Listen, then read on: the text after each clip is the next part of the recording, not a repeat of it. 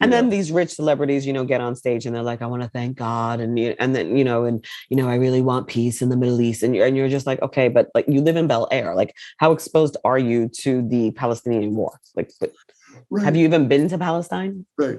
Or fucking Joaquin Phoenix wins for Joker, and he gets up there and he lectures us about dairy, not eating meat, but literally dairy products in general. Like he's basically Right. like, you all need to be vegans, or you're all enjoying the suffering of cows when their calves are taken away from them and shit like that. Like, I guess I'm like, waiter, I guess I'll cancel that White Russian. Yeah, like what do you want me to do? Like not go to In-N-Out after this? I mean, this is do you think award ceremonies are the place to be making a stand? I mean, we always talk about sports. I think so much about athletes, using the field, whether it's Kaepernick with what was going on with murdering Black children as it continues, or by the way, Tebow, who like felt the need to pray every 20 minutes. Is as we focus on athletes using the sports arena as a platform, should celebrities be using the stage as a platform for messaging? I'm for free speech. So if you get a moment and you earn it, that's your chance. Usually, I think you should take that chance to maybe thank the people that helped you got there. But if you earned that moment and you want to spend that moment trying to give some people a lecture, you can do that. But don't be mad when nobody watches your fucking award show anymore. Right. And I think that's partly why the viewership has gone down. I mean, I haven't watched award shows in so long because, quite frankly, like I've lost interest in celebrities because they've gotten so much more attainable that I feel like I see them all the time. I don't need to now tune in to the Oscars. Like we're so inundated with photos of people.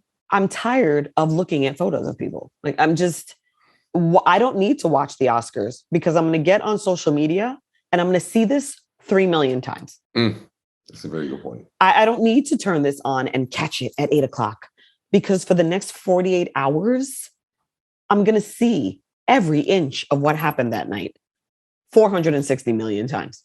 So why would I take the time out of my life to tune into it? It's not something special anymore. Yeah, unless you're watching it with a group. I remember in Oakland, there was a theater called the New Parkway, which I would love to show you one of these days. Yeah. It's a, when I say community type of thing, like imagine you walk into a big room, they have a projector, but they've got like sofas and like barbershop chairs and like salon, like hair drying chairs and shit. Mm-hmm. Like they just got all these bitches like secondhand, you know what I mean? And they're using those to sit down and chill on, right? Instead of like your traditional movie theater seating, right? And they're heating up like pizza rolls and shit like that instead of like, fancy hors d'oeuvres or something. And that was an Oscar watch along party. Like that's the only reason to similar to watching a football game at a sports bar. Right. Or like we used to do the Sex and the City nights when it would come on HBO and, girls would congregate at bars. I mean, I miss stuff like that happening because you had to catch it that night. It wasn't like you could watch it 600 times on YouTube and Facebook and Instagram. Like, so it created these sort of like events where you could connect with other people around something that was fun and engaging and kind of gave you a break from your day.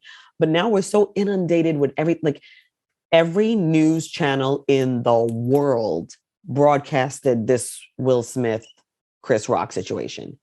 If you missed it when it happened, for the love of God, you could not escape the fact that it happened because no matter what channel you put on in any country, they were running the story. They know about this on the moon. The aliens got a message about so to me, that's part of what's stealing the thunder of all the awards show is that we see you all the time. You guys can't stop taking pictures of yourself and being in front of our faces. So now what do I care if you're wearing a really nice dress?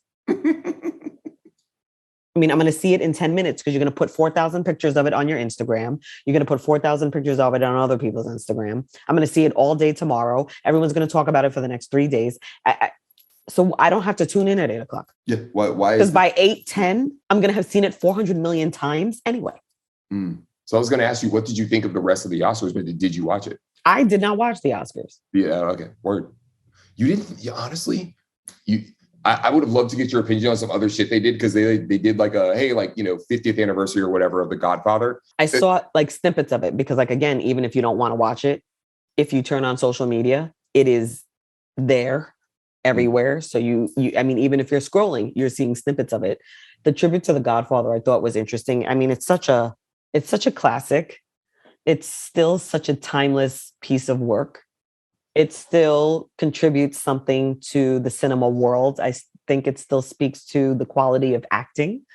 I still think that there is a mystique that surrounds the Godfather movies that other mafia movies have never quite captured.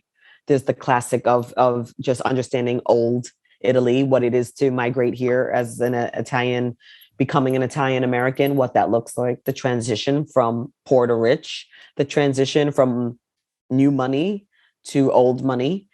And I think these are themes that are timeless, that was just beautifully captured and, still holds itself up to the test of time against other great work that's come since. This book, Leave the Gun, Take the Cannoli, is all about the making of The Godfather. And they are making a TV show on Paramount Plus starting, I guess, later on this month or early next month called The Offer, that is about all the shit they had to go through to get this movie made, because it was a lot. Because Mario Puzo wrote the book, and then the actual mob did not like the fact that they were going about making this movie. Right. And then nobody else believed that it would sell. Nobody thought anyone else would give a fuck. You imagine the other white waspy people were like, why would anyone care about Italians killing Italians? Right. And I mean, there is no one who hasn't seen the Godfather movies at least twice. And every time I think it's on TV, I think you can't help but stop and watch it even for a few minutes, even if you move on to something else.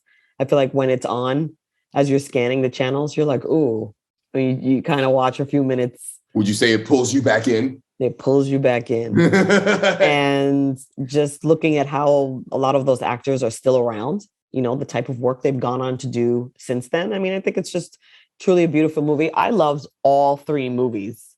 The last one grew on me. I didn't love it at first. I mean, I loved Andy Garcia. Don't get it twisted. But I didn't love the third one at first until I watched it a few more times. And then I do think it was actually really well done as well.